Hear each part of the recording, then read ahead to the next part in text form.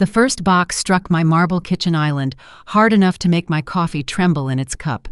The second landed beside it. The third skidded across the polished stone and stopped against my wrist.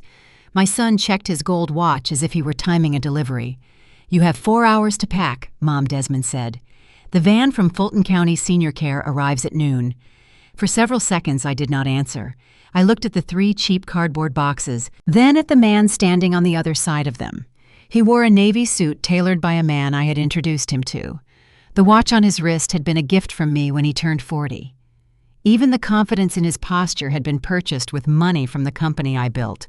I was 68 years old, but I had never been slow. I had simply learned that silence makes arrogant people reveal more than anger ever will. I lifted my coffee and took one careful sip. "Run that by me again," I said. Desmond's jaw tightened. He had expected confusion tears, perhaps a plea for mercy. He had not expected the same voice I used when a driver tried to hide a missing shipment or an executive lied about a contract. Before he could repeat himself, Chloe entered the kitchen in a pale silk robe. My daughter-in-law carried a mimosa in one hand and a thick folder in the other. Her manicured nails clicked against the crystal glass. She looked around my kitchen with the satisfied expression of someone measuring rooms she believed she already owned. "Please don't make this ugly, Odessa," she said. "We're trying to handle this with dignity." "Whose dignity? Everyone's." She placed the folder beside the boxes. "You've been forgetting things. You were confused in the hospital. You need supervision, and this house is too much for you." The house was not too much for me. It was a 3-story brick mansion in Buckhead, built after my late husband Samuel and I survived 2 decades of living beneath our means. I had chosen the stone for the front steps, the height of the windows, the curve of the staircase, and the deep red roses along the eastern wall. The mortgage had been paid off before Chloe finished college. "I managed this house just fine," I said. Desmond opened the folder and turned it toward me. "Not anymore." The first page was a durable power of attorney. The second was a deed. The third was a medical evaluation claiming I showed signs of cognitive decline. Each document carried a signature that looked like mine if you glanced quickly and wanted to believe it. My stomach went cold. I remembered the hospital room the month before. Pneumonia had pushed my fever above 103. I had been exhausted, coughing, and heavily medicated. Desmond had sat beside my bed with a clipboard and told me the insurance company required several routine signatures. Chloe had brought soup and smiled whenever a nurse entered. At the time, I had mistaken their attention for concern. "You signed everything while you were in the hospital," Desmond said.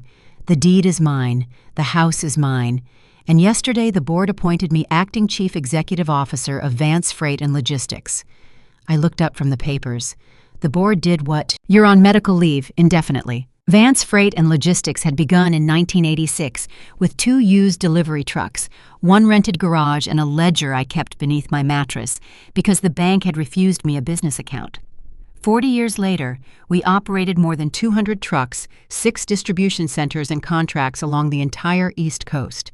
I had negotiated during strikes, recessions, fuel shortages, and hurricanes. I had buried my husband, raised a son, and still attended Monday dispatch meetings before sunrise. Desmond had spent most of his adult life waiting for the company to become easy enough for him to inherit. "You forged my signature," I said. Chloe's smile vanished. "Be careful with accusations. You put papers in front of me while I was sedated. You found a doctor willing to call illness dementia, and you brought a notary into a hospital room while I could barely keep my eyes open." Desmond shoved the nearest box into my chest. I took 1 step backward and caught myself against the counter. "It's done," he snapped. "I'm tired of living in your shadow. I'm tired of asking permission to run a company that should have been mine years ago. Pack your clothes. Leave the jewelry. The facility has rules about valuables." That last sentence told me more than the documents did. They had already discussed my belongings. They had divided my life before removing me from it. I straightened slowly. "You have confused patience with weakness," I said. His face reddened. "And you have confused being my mother with being untouchable." A crash exploded behind him. My 17-year-old grandson, DeAndre, stumbled through the kitchen doorway, carrying a heavy glass pitcher of sweet tea. The pitcher flew from his hands and shattered across the marble floor. Tea splashed over Chloe's legs, soaked her new shoes, and spread across the island. Within seconds, the forged documents were dark wet and curling at the edges. Chloe screamed, "My shoes, you useless little—" She raised her hand toward DeAndre. I caught her wrist before she touched him. My grip stopped her so suddenly that the ice in her glass rattled. I had spent years tightening cargo straps, changing tires on the shoulder of highways and loading freight when drivers failed to show. Age had placed silver in my hair, but it had not removed the strength from my hands. "Touch my grandson," I said quietly, "and the next vehicle leaving this property will be an ambulance." Her eyes widened. I held her gaze until she nodded, then released her. Desmond moved between us. "Mom, calm down. He ruined legal documents." "They're copies," Chloe hissed, rubbing her wrist. "The originals are secure." DeAndre dropped to his knees with paper towels. His shoulders shook. He apologized in a thin, frightened voice while gathering the larger pieces of glass. That was the version of him his father knew, quiet, awkward, clumsy, always looking at the floor. Desmond had not noticed that DeAndre repaired computers for half the students at his school. Chloe had not noticed the electronics manuals hidden beneath his mattress. Neither of them understood that the boy they treated like a servant watched everything.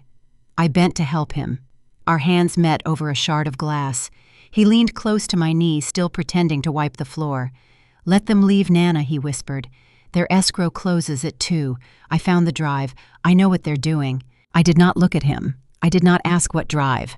I had survived too many negotiations to challenge useful information before the other side left the room. Instead, I let my breathing become uneven. I pressed one hand to my chest and allowed my shoulders to sag. "Desmond," I said, softening my voice, "I feel dizzy." The anger on his face changed immediately to satisfaction. Chloe stepped closer, studying me like a doctor pleased by a symptom. "See, this is exactly what we've been saying. I need to lie down," I murmured. "Please give me an hour." Desmond adjusted his jacket. "Fine. We have a lunch meeting downtown, and I need to address the executive team. The van still comes at noon. Be ready." He did not ask whether I needed medicine. He did not offer his arm. He picked up the least damaged papers, took Chloe by the elbow, and walked out. At the doorway, she looked back. 3 boxes, Odessa. Anything that doesn't fit stays here." The front door slammed. I listened to their Porsche start reverse and disappear down the street. Only after the engine faded did I straighten my back. DeAndre rose beside me. The fear left his face. "Lock every door," he said. "Then come downstairs." I looked at the wet documents, the broken pitcher, and the 3 boxes on my island. "What exactly did you find?" His expression hardened. "Enough to prove they weren't sending you away because they thought you were sick," he said. "They were sending you away because they needed you gone before 2 o'clock. I locked the front entrance, the garage door, and the French doors leading to the garden. Then I followed DeAndre down the narrow basement stairs. The temperature dropped with every step. My house had 6 bedrooms upstairs. Chloe used 2 as dressing rooms, one for exercise equipment she never touched, and one to store unopened shopping bags. Yet DeAndre slept in the basement beside the furnace, in a room with one small window near the ceiling. I had argued about it when they first moved into my home 18 months earlier. Desmond said the arrangement was temporary. Chloe said a teenager needed privacy. DeAndre told me he preferred being near the electrical panel because it made his projects easier. I had accepted his answer because I wanted peace in my house. Looking around that room now, I understood that peace had simply been another word for not looking closely enough. A narrow mattress rested on a metal frame. His clothes hung from an exposed pipe. 3 monitors sat on a desk assembled from plywood and filing cabinets. Cables ran along the concrete wall in neat bundles. Every inch of the room revealed intelligence pressed into a space too small for it. DeAndre sat at the desk and woke the monitors. One displayed bank transfers. Another showed email messages. The third contained photographs of documents. "How did you get these?" I asked. Chloe gave me her old laptop when the battery stopped holding a charge. She told me to wipe it and sell it. She never signed out of anything. He clicked through folders. Her cloud account had copies of every document she scanned. Dad also left an external drive in the home office last week. He told me to repair it because it wouldn't open on his computer. I made a backup before I fixed the file system. You read his files. I did. He turned toward me. I know that sounds wrong, but the first folder was named Odessa Transfer. Then I saw a copy of your signature. After that, I kept looking. I placed my hand on his shoulder. You did what you believed was necessary. Now we handle the evidence correctly. His posture loosened by a fraction. He opened a spreadsheet. At the top was a number $3,218,400. What is that Dad's gambling debt? Desmond had always enjoyed sports. He wagered small amounts during football season and talked about odds as if statistics made losing respectable. I had warned him years before that gambling was not investing. He laughed and said I worried too much. The spreadsheet showed payments to shell companies, cryptocurrency exchanges, and accounts with names that meant nothing. Beside each transfer, Desmond had written dates and initials. The final column contained threats. Pay in full by Friday. No extension. Family assets will be considered collateral. Friday was today. He owes more than $3 million, I asked. 3.2. He borrowed from a sports betting syndicate after the legal sites cut him off. He kept doubling his bets because he thought one win would fix everything. DeAndre opened an email chain between Desmond and a man named Victor Hale. Hale's messages contained no emotion. They listed deadlines, addresses, and photographs. One photograph showed Desmond leaving our corporate headquarters. Another showed me entering church. A third showed DeAndre walking home from school. My anger changed shape. Until that moment, the situation had been theft. Now it was danger. They followed you, I said, for at least 2 weeks. Why didn't you tell me I was trying to understand everything first? Then you got sick and Dad started bringing papers to the hospital. I thought they might be trying to move money, but I didn't know they planned to remove you from the house until yesterday. He displayed a purchase agreement with Omnibuild Development. The company intended to demolish my mansion and combine the land with 2 neighboring parcels for a luxury condominium project. Desmond had offered them the property for $4.5 million, far below its projected development value, in exchange for an accelerated closing and a transfer to a private account. The deal required vacant possession by noon.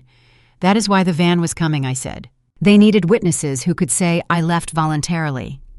DeAndre nodded. And they needed you inside a facility before the title company called. Once you were admitted, Chloe planned to tell everyone you were too confused to speak. He opened an audio file. Chloe's voice filled the basement. She'll fight if she's alert, she said. Give her the second dose before the van arrives. Once she's signed in, the doctor can increase it. A man answered.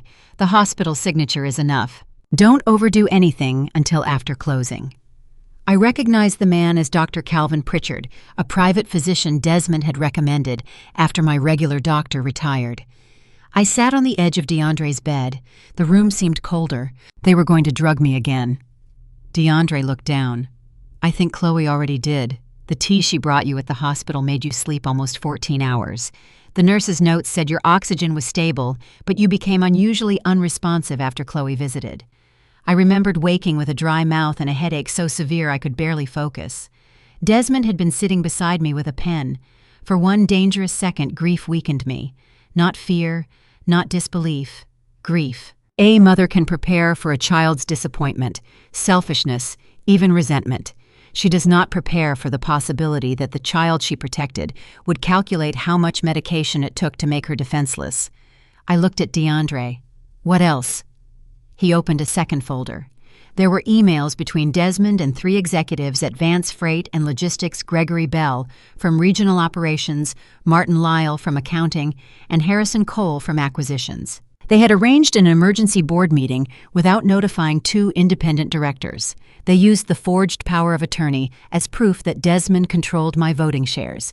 In return for supporting him, each man received promises, promotions, bonuses, and percentages from future asset sales. Marcus had already transferred $600,000 from a reserve account into a consulting company linked to Chloe. They've been stealing from the business too, I said, for months, maybe longer. I studied the records. Have you changed anything in these files? No. I copied them to 3 drives and generated checksums so someone can prove the files are unchanged. I also printed the account activity. I stared at him. Where did you learn to do that online classes? Library books, a cybersecurity club at school. Dad said it was a waste of time. Your father has mistaken things before. A small smile touched his mouth, then vanished. What are we going to do? He asked. I stood. First we call Marcus Sterling. He's your lawyer. He is the lawyer who built the walls around everything Desmond thinks he stole. I took out my phone. Marcus Sterling had represented me for 32 years. He had helped register my first corporation, negotiated the purchase of our largest distribution center, and argued with Samuel about estate planning until my husband finally signed every page. Marcus answered on the second ring. Odessa. Bring the Vance Trust binder to my house, I said. Come alone. Use the side entrance. 10 minutes. What happened? My son declared me incompetent, stole my company, sold my house, and arranged for a van to remove me at noon. There was a pause. I'll be there in 8. I ended the call. DeAndre watched me. Are you calling the police? Yes. But not before we understand where every piece is standing. Nana, those men threatened us. I know. I looked again at the photograph of him walking home from school.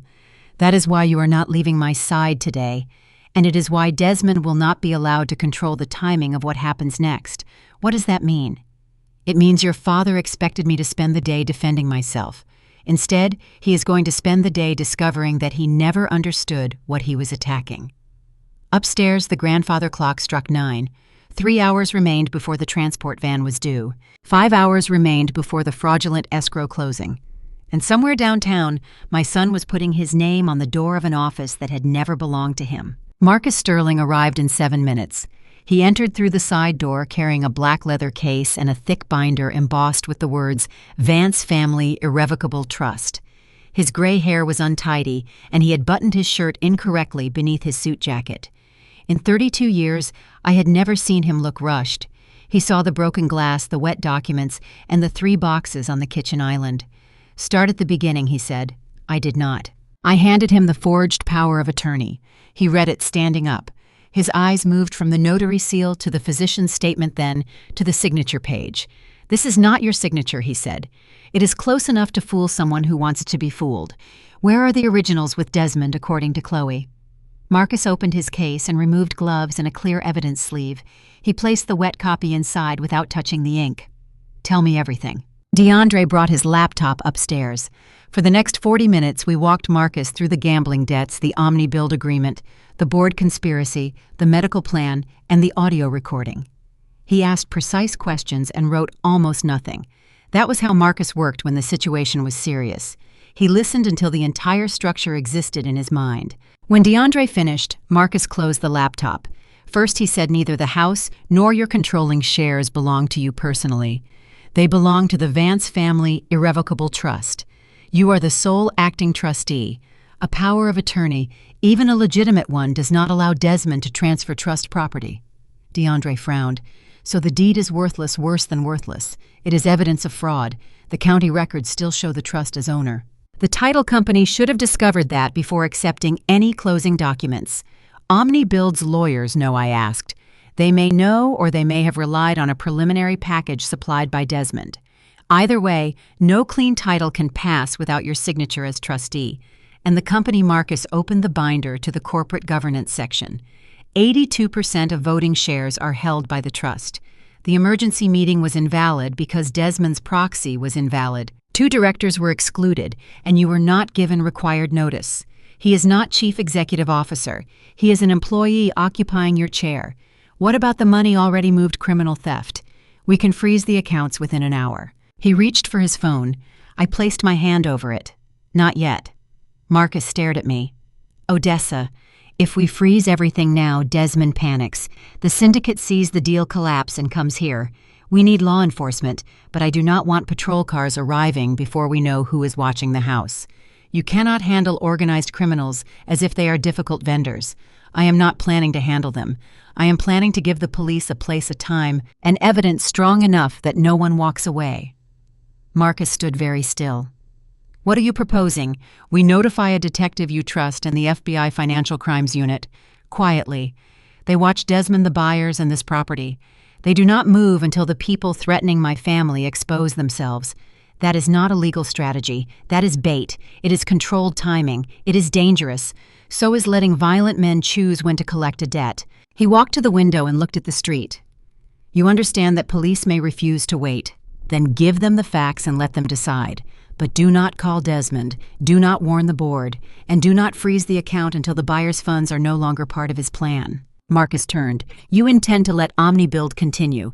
I intend to speak to them about what buying the house from the person who can legally sell it. DeAndre's eyebrows rose. Marcus removed his glasses. You cannot be serious. I am entirely serious. This is your home. It is also the only thing Desmond believes can save him. If I cancel the sale, he keeps believing the house is leverage. If I complete it myself, the money goes safely into the trust, the title is clean, and his plan dies in front of him. Marcus paced once around the island. A real estate closing of this size does not happen in hours.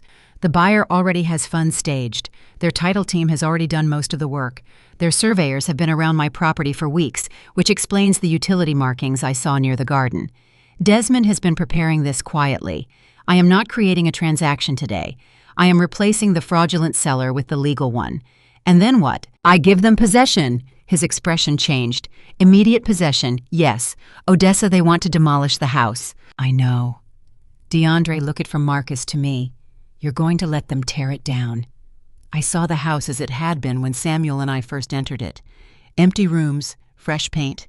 Desmond, 6 years old, sliding across the hardwood in his socks. I saw Christmas morning's graduation photographs, charity dinners, and Samuel's final birthday. For a moment, memory pressed against me with enough weight to bend my resolve. Then I looked at the boxes. A home is not protected by walls. It is protected by the people inside them. Desmond had already destroyed that protection. If a building becomes the weapon someone uses against you, I said you stop worshiping the building. Marcus studied my face. You would sell your home today to deny your son the proceeds. I would sell it to recover what is mine secure. DeAndre exposed the people who helped him and end the illusion that he can own me. That sounds like revenge. It is also excellent asset management. Despite himself, Marcus almost smiled. He opened his contact list. I know a detective in the Elder Abuse Unit and an assistant United States attorney who owes me a favor. I will send them the evidence through proper channels. DeAndre, do not alter, delete, redirect, or access any account from this moment forward. We need a clean chain of custody. I understand. Make 2 encrypted copies, one for me, one for law enforcement. Write down exactly when and how you obtained each file. DeAndre nodded and returned to the basement. Marcus looked at me. Who is the buyer? Richard Thorne, Chief Executive Officer of OmniBuild. I have dealt with him. He is aggressive, vain, and expensive. So was every truck dealer who tried to overcharge me in 1986. Marcus gave me Thorne's private number. Before I dialed, he caught my wrist. Once you sign, the house is gone. Once I sign, the choice is mine. I called. A man answered after 2 rings. Thorne. Mr. Thorne, this is Odessa Vance. You are scheduled to purchase my Buckhead property at 2 o'clock from a man who does not own it. The silence on the line was immediate. Mrs. Vance, he said carefully, our legal department has documentation. Your legal department has a forged power of attorney, an invalid deed, and a contract signed by my son while he was attempting to steal assets from an irrevocable trust.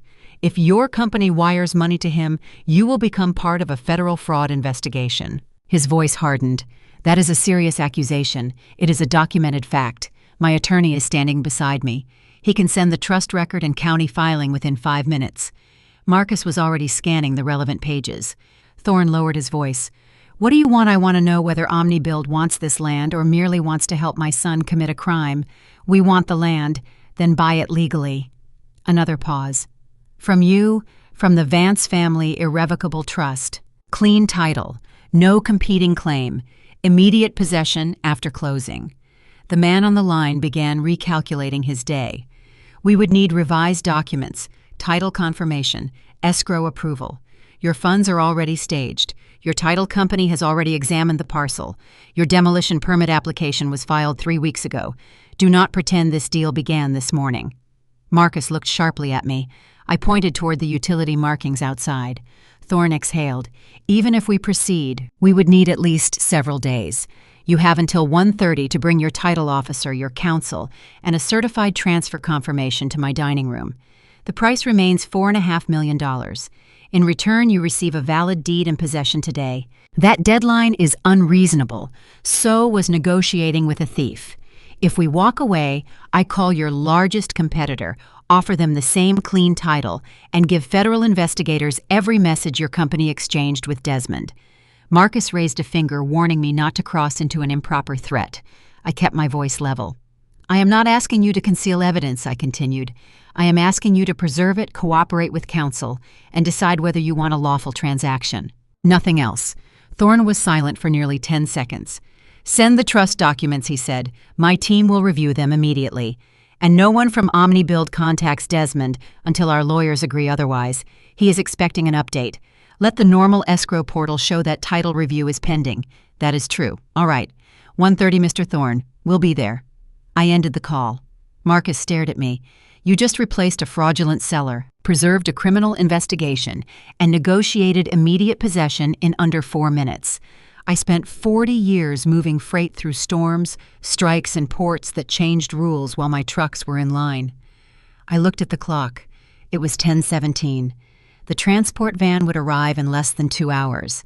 The buyer would arrive in a little more than 3, and my son still believed the entire world was moving according to his schedule. The first person I called after Richard Thorne was Jerome Carter, Director of Operations at Vance Freight and Logistics. Jerome had joined my company as a warehouse loader at 19. He was 52 now, broad-shouldered, steady, and trusted by every driver in the fleet. When his wife needed surgery, the company health plan had covered it. When his daughter earned admission to Georgia Tech, the Vance Scholarship Fund paid the portion her grants did not. He answered with the noise of a loading dock behind him. Boss, I need 4 empty trailers, 30 experienced movers packing materials, and 2 security officers at my house by 11. The dock noise seemed to disappear. Is this a company operation? It is now. What are we moving? Everything I intend to keep. He did not ask why. We'll be there. My second call was to the building manager of a penthouse I owned through the trust. I had purchased it years before as an executive residence for visiting partners, but it had been empty since the pandemic. It overlooked downtown Atlanta from the 37th floor and contained enough furniture for us to stay that night. My third call was to my private security contractor. By 10:45, my quiet street began to change. 2 black company trucks parked at the corner. Jerome arrived in a pickup, walked through the side entrance, and listened while I explained only what he needed to know. My son is attempting to remove me from the house and transfer property he does not own, I said. Law enforcement has been notified. A lawful sale may close this afternoon. Until then, no one enters without my approval. Jerome's face became hard. Desmond did this. Yes. He looked toward the basement stairs where DeAndre was preparing the evidence drives. And the boy, he leaves with me. That's all I needed to hear. At 11:15, a white passenger van stopped outside my front gate. The words, Fulton County Senior Care, were printed along the side in blue letters. 2 attendants stepped out wearing pale uniforms. A woman with a clipboard followed them. My security officer met them at the gate. I watched from the front window while the woman made a phone call. Seconds later, my phone rang. Desmond. I let it ring 4 times before answering. Why won't your security let the van in, he demanded. Because I did not request transportation. You agreed to go. I said I needed to lie down. Mom, don't start this. The admission papers are signed. They have authorization to take you. By force. His silence lasted half a second too long. If necessary, they can assist you into the vehicle, he said. This is for your safety. I looked at Marcus. He stood beside me with his phone recording the call through a legal app that announced the recording at the beginning. Desmond had heard the notice and continued anyway. Who signed the admission papers, I asked. I did as your legal representative. And what diagnosis did you provide? Cognitive impairment and unsafe behavior. What unsafe behavior? You threatened Chloe this morning. After she attempted to strike a minor. That isn't what happened. Then I suppose the kitchen cameras will be useful. Another silence. I had installed cameras after a burglary 2 years earlier. Desmond knew about the exterior system. He had forgotten the camera above the pantry door. His voice had dropped. You need to cooperate. No, Desmond. You need to return to work. I am at work. I'm running the company. You should enjoy the office while you can. He inhaled sharply. What does that mean? It means the van is leaving. I ended the call. Marcus went outside with a copy of the trust documents, my identification, and a written statement that I refused transport. The facility representative became pale as she read. She explained that Desmond had claimed I was disoriented and likely to resist. Marcus asked whether the facility had independently examined me. She admitted they had not. Within 10 minutes, the van departed. The woman left behind copies of the admission packet. Dr. Pritchard's signature appeared on every page. He certified that you were unable to make decisions after a 7-minute video call, Marcus said. The call occurred while you were hospitalized and medicated. DeAndre looked over his shoulder. Can he lose his license? He can lose more than that if the medication evidence is confirmed. At 11:30, Detective Lena Brooks called Marcus. He put the phone on speaker. Brooks led a specialized elder abuse and financial exploitation unit. Her voice was calm and direct. We have reviewed the initial documents, she said. The Federal Financial Crimes Team is opening a parallel investigation because of the attempted interstate wire transfer and corporate accounts. We are placing surveillance on Mr. Vance, the property and the known debt collectors. Are you arresting him now? I asked. Not yet. We need the original documents, and we want to identify everyone participating. We also have a safety concern. The men connected to Victor Hale are believed to be armed. If they appear, you do not confront them. I understand. I need you to say that again, Mrs. Vance. I will not confront armed men. You may proceed with any lawful real estate transaction your attorney approves, but you do not interfere with surveillance, and you notify us before changing locations. Marcus looked relieved. We will. Mr. Sterling, send the facility packet immediately. Mrs. Vance, keep your grandson with security. Based on the photographs you provided, he may also be a target. I looked at DeAndre. His face remained composed, but his hands tightened around the edge of the table. We will keep him safe, I said. After the call, I found him alone in the hallway. You should go to the penthouse now, I told him. No, this is not a debate. I'm not leaving you. DeAndre, I spent weeks watching them plan this because I thought I needed perfect proof before anyone would believe me. I should have told you sooner. I'm not going somewhere safe while you finish it alone. You are 17. It is my responsibility to protect you, and you're 68. It's mine too. The answer was so much like Samuel that I had to look away. My husband had possessed the same quiet stubbornness. He never raised his voice when a decision mattered. He simply planted himself beside me and became impossible to move. You stay beside security, I said. You do not approach your father, Chloe, or anyone connected to the debt. You follow Detective Brooks's instructions without argument. I will. And after today, we are discussing why you believed you had to carry this alone. He nodded. Jerome entered with a clipboard. The crews are staged 2 streets over. We can begin as soon as you give the word. I checked the clock. Noon. 4 hours after Desmond placed the boxes on my island, I was still standing in my kitchen. The nursing home van was gone. The forged documents were sealed as evidence. The house remained legally mine, and for the first time that morning, the schedule belonged to me. I gave Jerome the order at 12:05. The street filled with the deep rumble of diesel engines. 4 Vance freight trailers rolled through the gate and lined the driveway with the precision of a military convoy. 30 employees entered carrying padded blankets, crates, dollies, labels, and tools. No one treated the task as gossip. Jerome had told them only that I needed the house cleared quickly and securely. They moved with the discipline of people who understood that urgency did not excuse carelessness. I stood in the foyer as teams separated toward the library, dining room, bedrooms, kitchen, and garage. Personal photographs and documents go in blue crates, I said. Furniture in trailers 1 and 2. Art and antiques in trailer 3. Anything belonging to Desmond or Chloe goes into the garage. Do not destroy it. Do not mix it with mine. Jerome wrote each instruction. What about built-in fixtures? Nothing is removed until the sale closes. After that, the buyer decides. Marcus nodded approvingly. Good. The legal correction mattered. I was angry, but anger did not turn me careless. The original story Desmond planned to tell was that I had become unstable. I would not help him by ordering reckless damage before the title changed hands. The movers began in the library. That room had been Samuel's favorite. Floor-to-ceiling shelves covered 3 walls. His leather chair faced the fireplace. On winter evenings, he read shipping reports while pretending to read novels, and I corrected invoices at the desk beside him. A young mover lifted a framed photograph from the mantel and handed it to me. Samuel and I stood beside our first 2 trucks. One was brown, the other white, and neither matched the logo we had painted by hand. I was 28, wearing jeans and a red headscarf. Samuel's arm rested around my waist. We looked exhausted and delighted.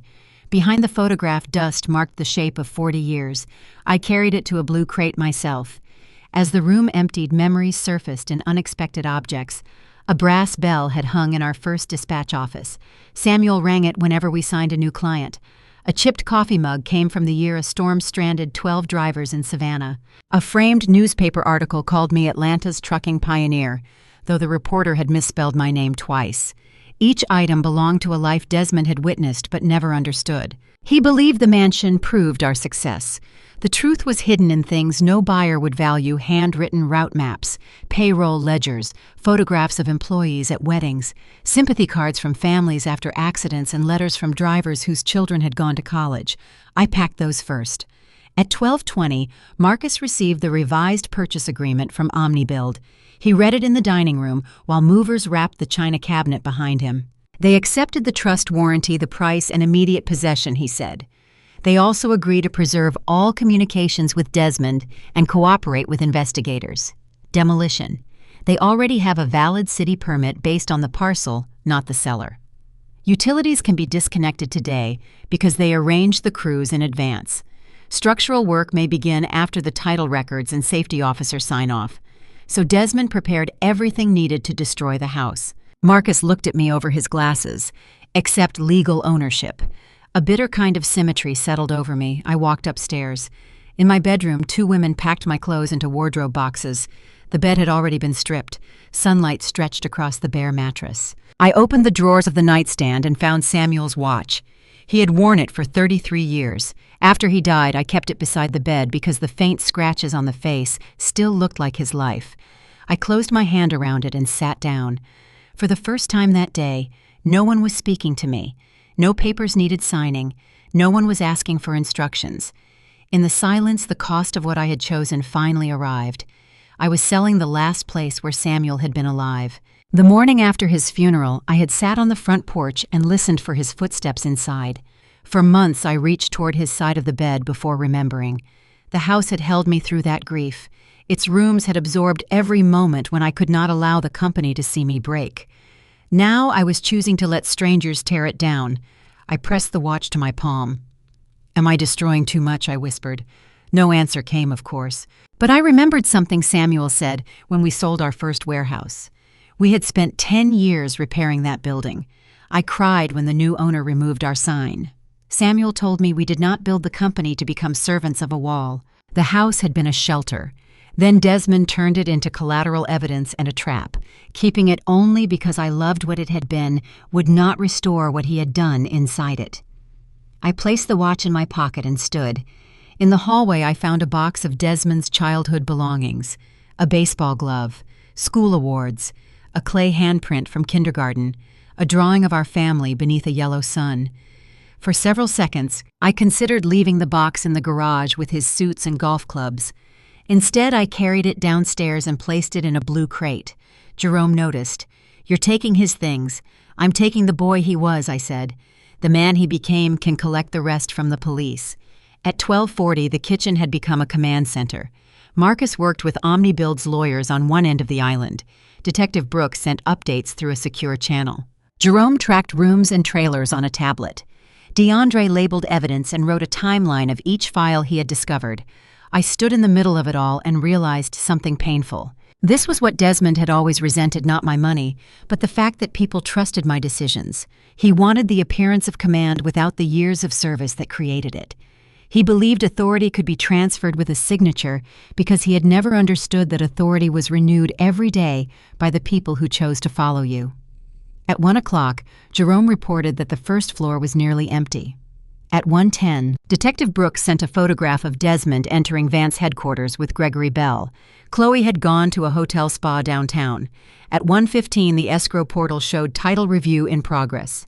DeAndre watched his father's location through the family account Desmond had once used to track him. "He's still at the office," he said.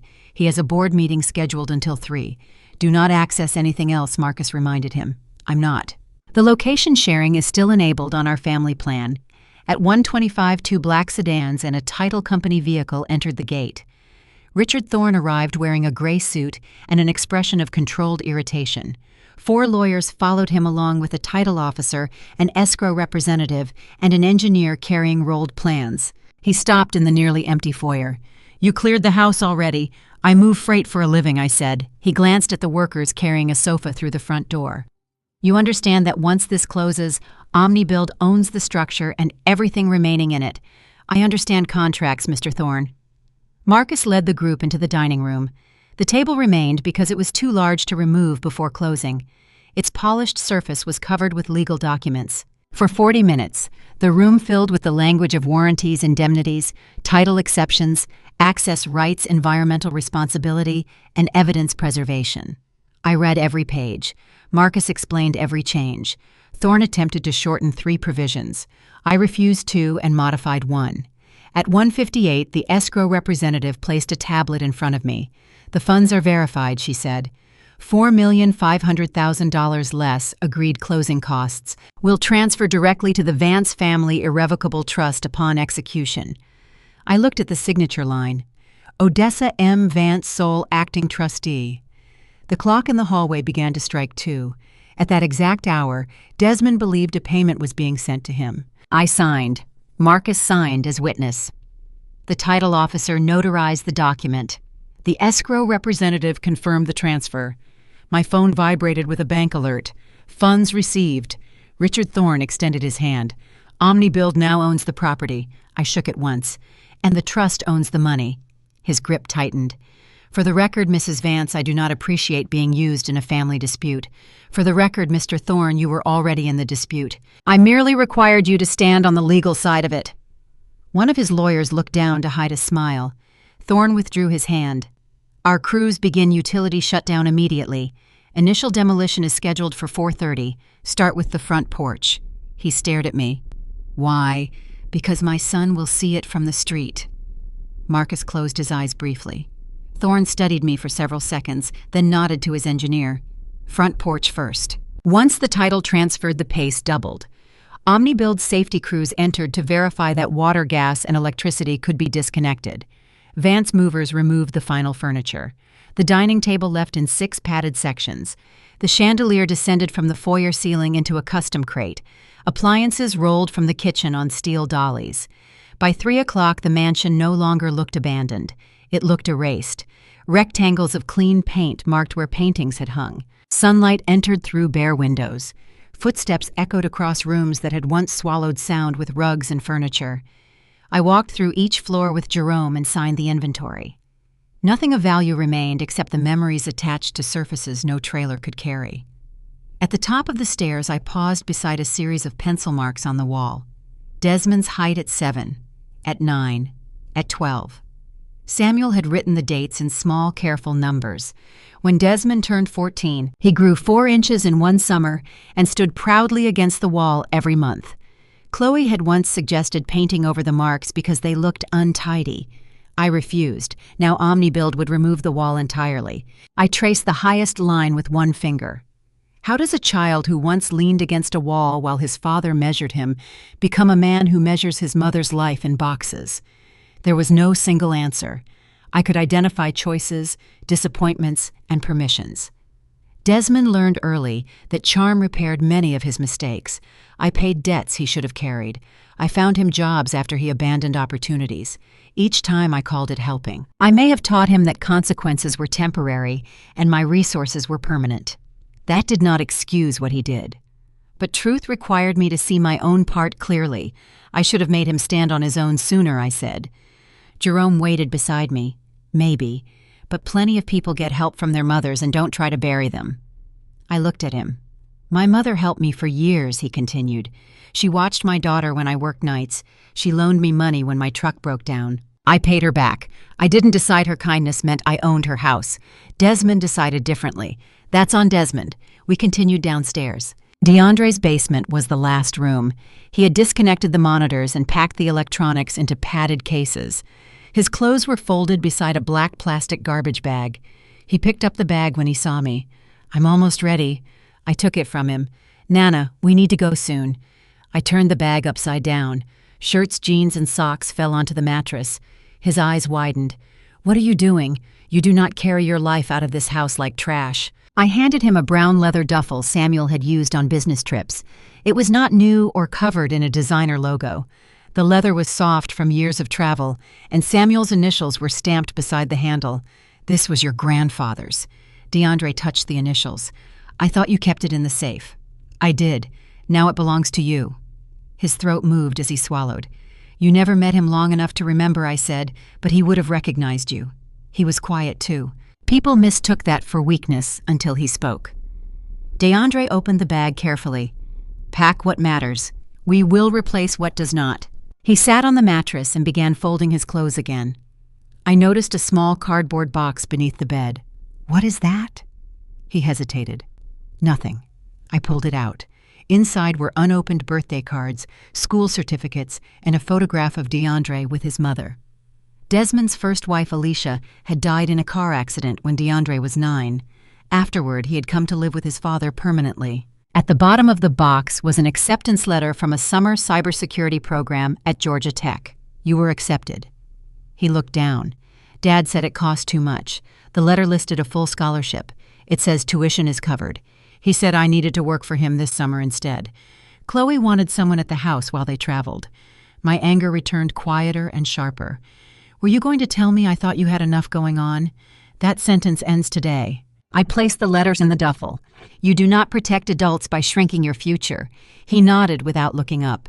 I sat beside him. DeAndre, what happened in this house was not your fault. You did not create your father's debt. You did not create Chloe's cruelty. You were a child trying to survive people who should have protected you. His hand stopped moving. I knew Dad was lying to you, he said. I kept thinking if I waited one more day I'd find something that proved everything. Then you got sick. If I had told you sooner, you told me in time. They could have killed you, but they did not. He finally looked at me. Tears stood in his eyes, but none fell. I spilled the tea on purpose, he said. I know. You do. You never trip over that rug. A sound escaped him, half laugh and half sob. I was afraid Chloe would hit me. So was I. But you caught her. I will keep catching what I can. The rest we face together. He leaned toward me and I held him. His shoulders shook once, then again. In all the months he had lived beneath my roof, I had never seen him allow himself to cry. I did not tell him to be strong. He had been strong long enough. At 3:20, Jerome called from upstairs. Boss, final trailer is loaded. DeAndre wiped his face and closed the duffel. We climbed the stairs together. The house was completely empty. Marcus stood near the front entrance with the evidence case. 2 private security officers waited outside. OmniBuild's engineer had placed orange fencing around the lawn, and construction vehicles were gathering along the street. I walked into the kitchen one final time. The marble island remained. A faint brown stain from the sweet tea marked one edge. The 3 cardboard boxes still sat where Desmond left them. I lifted the first box and carried it outside. Then the second, then the third. I placed them in the center of the driveway. What are those for? DeAndre asked. For your father. At 3:45, we crossed the street to the black Mercedes waiting beside the park. I turned before entering the car. The house stood stripped and silent beneath the afternoon sun. For 25 years, it had been the largest object in my life. From across the street, it suddenly looked smaller. Marcus stood beside me. You can still ask Thorne to delay demolition, he said. The sale is complete, but he might agree. No. Are you certain? I touched Samuel's watch in my pocket. I am not destroying our life, I said. I am refusing to let Desmond use its shell. At 4:28, the first excavator rolled through the gate. The excavator entered slowly, its steel tracks grinding over the driveway Desmond believed he owned. Behind it came a second excavator, a loader, 2 dump trucks, a water truck for dust control, and a white pickup carrying the site supervisor. Neighbors emerged onto porches and sidewalks. Some held phones. Others stared at the orange fencing and the empty shell of my home as if the street had become a movie set. The supervisor, a thick-armed man named Ray Collins, crossed to the Maybach and waited while my driver lowered the window. Mrs. Vance, yes, we have title confirmation, utility clearance, and authorization from OmniBuild. The city permit covers full structural demolition. Mr. Thorne says you requested the porch first. I did. Ray glanced at the house. That entry is substantial. Once we take the supports, there's no changing course. There has been no changing course since 8 this morning. He nodded and returned to the site. The first excavator positioned itself in front of the white columns. Its hydraulic arm rose until the bucket hung above the roofline. DeAndre sat beside me in the rear seat. Marcus occupied the front passenger side with his phone and legal case on his lap. 2 unmarked police vehicles waited several blocks away. Detective Brooks had confirmed that Desmond and Chloe were moving toward the property. The suspected debt collectors were also nearby. Are you okay? DeAndre asked. I kept my eyes on the house. Ask me tomorrow. The bucket swung. It struck the center column with a crack that rolled through the neighborhood. Wood split. Stone facing burst outward. The porch roof dipped, held for a moment by the remaining supports, then collapsed under the second strike. Dust rose in a gray wave. The front steps disappeared beneath broken beams and shattered roof tiles. The stained glass window above the entrance trembled, fractured, and rained colored pieces onto the debris. My chest tightened. Not regret. Recognition. The house had contained years of my life, but it had never contained my worth. Watching the porch fall made that distinction permanent. The excavator pulled away. A water hose sprayed the debris, pressing dust toward the ground. DeAndre whispered, "It's really gone. The porch is gone. You know what I mean." I did. The second machine moved toward the eastern wall. Its claw opened around the balcony outside my bedroom and tore the ironwork free. The balcony landed in the garden with a metallic crash. For a moment, I remembered standing there with Samuel after Desmond's college graduation. Our son had been impatient to leave for a party. Samuel watched his car disappear and said, "He is always running toward the next room before he has learned anything in the one he is in." At the time, I had defended Desmond. "He's ambitious," I said. Samuel shook his head. "Ambition builds. Hunger only consumes." I had forgotten the conversation until the balcony fell. Marcus turned from the front seat. "Detective Brooks says Desmond's vehicle is 5 minutes away. Chloe is with him, and the other vehicle 3 minutes behind. The timing was not mine anymore. It belonged to law enforcement." I adjusted my jacket and checked that Samuel's watch remained secure in my pocket. "Tell Brooks we stay in the car until she gives the signal." Marcus sent the message. At 4:58, a silver Porsche appeared at the end of the street. Desmond drove too fast. Music thudded through the closed windows. Chloe held her phone upright, apparently recording their arrival. They were still celebrating. The Porsche turned toward the driveway. Desmond saw the orange fencing, the dump trucks, and the excavator tearing into the second floor. He slammed on the brakes. The car skidded sideways, climbed the curb, and stopped inches from a construction barrier. The music cut off. For several seconds, neither door opened. Then Chloe stepped out. She wore a fitted white dress and new shoes. Her mouth fell open as the excavator's claw closed around the roof above the master bedroom. The machine pulled. Rafters snapped.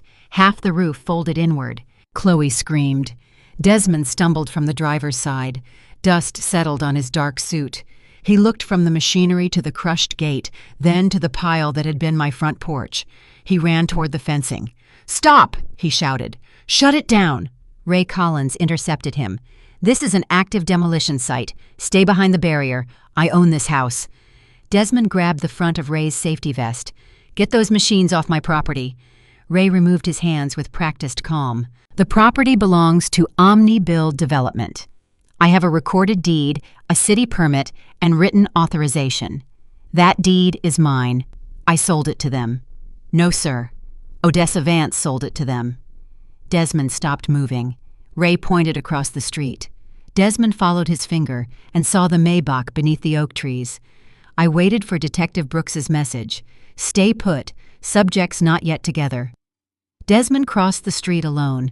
His walk began as a run, then slowed when he saw the security officers near my car. I lowered the window halfway. "Mom," he said. His face was white beneath the dust. "What did you do?" "What you told me to do." I moved out. His eyes darted toward the house. "You sold it?" "Yes." "You couldn't. I have the deed. I have your power of attorney. You have evidence of your own crime. That document is notarized. The house belonged to the Vance Family Irrevocable Trust. I am the trustee. You had no authority to transfer it, and your emergency board vote was invalid." He shook his head violently. "No. OmniBuild's lawyers approved everything. They approved a sale today. Mine. What about the money? The trust received $4.5 million at 2 o'clock. His lips parted, but no sound came out. "The escrow portal said funds were pending," he whispered. "They were pending title review. The review discovered the legal owner. You told them. I corrected your lie." He stepped closer to the window. One security officer moved between us. "You have to reverse it," Desmond said. "Call Thorne. Tell him there was a mistake. There was a mistake. I raised a man who believed my love made me available for theft." His expression changed from shock to rage. "You did this to punish me. You forged my signature, drugged me, declared me incompetent, tried to place me in a facility, stole from my company, and sold my home to pay criminals. The consequences required very little help from me." He struck the roof of the car with his palm. "Do you know what you've done?" "Yes." "No, you don't. I need that money." "Why?" He glanced over his shoulder. That was the first time fear fully entered his face. Behind the Porsche, a black Cadillac Escalade turned onto the street. The vehicle moved slowly past the construction signs and stopped near the ruined gate. 3 men stepped out wearing dark jackets despite the heat. Desmond backed away from my car. "Mom," he whispered, "please." Detective Brooks's message arrived. "Do not exit. Officers moving into position." The tallest man from the Escalade looked at his watch. 5 o'clock, Desmond. The construction machinery continued to operate, but the street seemed to narrow around the men from the Escalade. The leader was heavy-set with close-cropped hair and a scar beneath his left ear. The other 2 spread apart without being told, one near the Porsche and the other beside the orange fencing. They were not loud. Loud men want witnesses to believe they are dangerous. These men did not care what anyone believed. Desmond turned toward them with both hands raised. "Victor, listen. There's been a delay. The leader's name was Victor Hale." His face remained blank. "You said that last week. This is different. The closing happened, but the funds went into the wrong account. I can fix it." Hale looked at the half-demolished mansion. "You sold us a story about family property. All I see is a construction site. It was mine this morning. That is not an answer." Chloe hurried across the lawn, her shoes sinking into the soft ground. She seized Desmond's arm. "Tell them your mother has the money," she said. "Tell them she can transfer it." Hale's gaze shifted towards the Maybach. Every muscle in my body wanted to step out and place myself between that attention and DeAndre. I remained seated because Detective Brooks had ordered it, and because control sometimes means refusing the movement your fear demands. Marcus spoke quietly. "Police are 30 seconds out." DeAndre sat rigid beside me. Hale approached Desmond until only a few feet separated them. $3,218,400, he said. "That was the amount due at 5. You have 10 seconds to tell me where it is. My mother stole the deal. You cannot steal what belongs to you," I said through the open window. Hale looked directly at me. "Mrs. Vance, I am Odessa Vance. Your son used your name as collateral. My son had no authority to offer you anything connected to me." Hale gave the smallest shrug. He believed otherwise. "That sounds like a problem between you and him." Desmond rushed toward the car again. "Mom, please, pay them. You can take it from my inheritance. You no longer have an inheritance." His knees nearly failed. "I'm your son. You remembered that relationship only when you needed me to finance your survival. I made a mistake. A mistake is missing an exit. You organized a medical fraud." Chloe came beside him, crying now. "Odessa, please. We were desperate." Desmond kept saying he would win the money back. When he couldn't, he said the house was the only way. I told him it was too dangerous. "You signed the facility papers." He pressured me. "You brought the medication to the hospital." Her face changed. Desmond turned toward her. "Shut up." "I didn't know what else to do," Chloe said quickly. "He said Dr. Pritchard approved it." Hale's patience thinned. "This family discussion is not payment."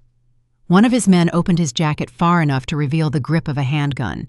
That movement triggered everything. Unmarked vehicles surged from both ends of the street. Sirens activated at once. Police cruisers followed boxing in the Escalade and Porsche. Officers emerged behind open doors with weapons drawn, hands where we can see them. Hale's men froze. The one near the Porsche began to reach beneath his jacket. Hale snapped, "Don't." They raised their hands. Detective Brooks moved forward wearing a protective vest over plain clothes. She ordered the 3 men to the ground. Officers separated them, removed 2 firearms, and secured their wrists. Only then did she turn to Desmond and Chloe. "Desmond Vance, you are under arrest for financial exploitation of an elder forgery conspiracy and attempted wire fraud." Desmond stared at her. "My mother set me up." "No," Brooks said. "Your documents set you up." A federal agent joined her and displayed a second warrant. Chloe stepped away from Desmond. "I cooperated.